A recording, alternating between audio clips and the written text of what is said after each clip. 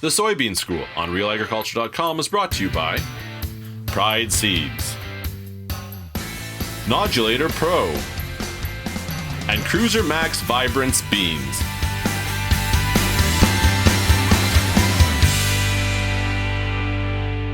Joining us here on Real Agriculture, we have Glenda Cleese, agronomy specialist with Sask Pulse. And Glenda, as we're seeing soybean acres grow in Saskatchewan, some growers are choosing to source seed that is off patent and not certified. What are some of the considerations that need to be kept in mind if using this seed?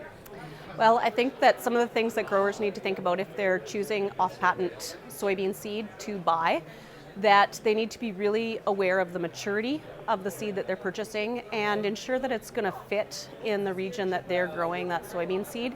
Maturity is certainly something we see as important to reducing the risk of getting those soybeans off in the fall prior to frost.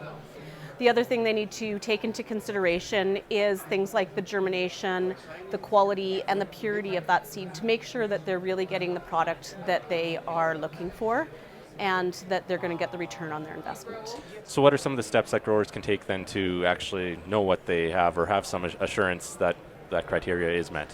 I think they really need to just ask some questions, who they're buying the seed from, and make sure that they get those questions answered prior to purchasing their seed. And if they have any questions or concerned about the quality or that they're taking that to a seed testing lab and running whatever tests that they want to get done on that seed to ensure that it meets the needs that they want to purchase. But something like maturity, you obviously aren't going to be able to test that before you plant it to a whole field. Maybe that's part of the risk management too, is limiting how many acres you put to it? Yeah, definitely limit the number of acres, especially if you're a new grower. We're still learning a lot of the agronomics of growing soybeans in Saskatchewan. So if you aren't familiar with it, if you have any questions, make sure you're asking agronomists in your area, talking to growers in your area that have already grown soybeans, understand your risks, and if you know somebody who's grown that seed before, understanding how it performed in their field that's close to you, how it matured, and take those steps prior to putting that seed in the ground. Okay.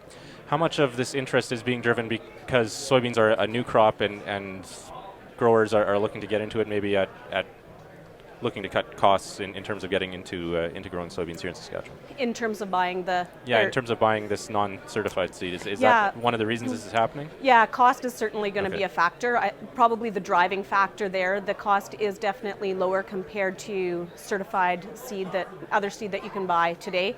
And that does give growers, I feel, who are just trying a crop for the new time, a feeling of a reduced risk when they're putting that seed in the ground. And as long as they're considering, the other risks that they're facing because it's not necessarily a certified seed, and they have made that decision consciously, then that's something they need to think as they move forward. Okay.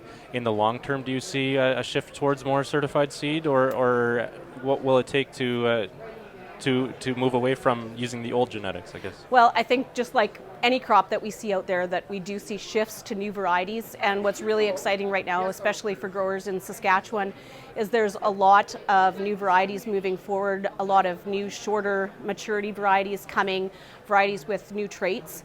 And once growers who are using those varieties start to see a larger return on investment, higher yields, better protection from disease, things like that, that is going to drive a shift to those newer varieties and away from the older varieties. Okay.